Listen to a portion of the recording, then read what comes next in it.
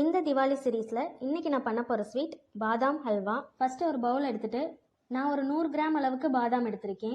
இதை over night நல்லா choke பண்ணணும். இன்ஸ்டண்ட்டாக தேவைன்னா ஹாட் வாட்டர் வச்சு கூட நம்ம சோக் பண்ணிக்கலாம்.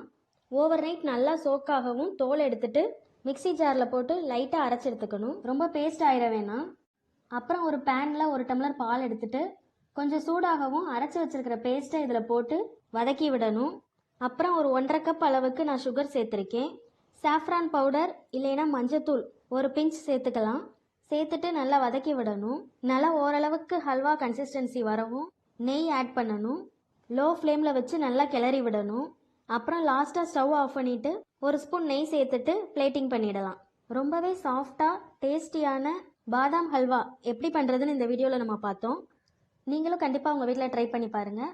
இந்த வீடியோ பிடிச்சிருந்தா சேனலை சப்ஸ்கிரைப் பண்ணிவிட்டு உங்கள் ஃப்ரெண்ட்ஸுக்கு ஷேர் பண்ணுங்கள்.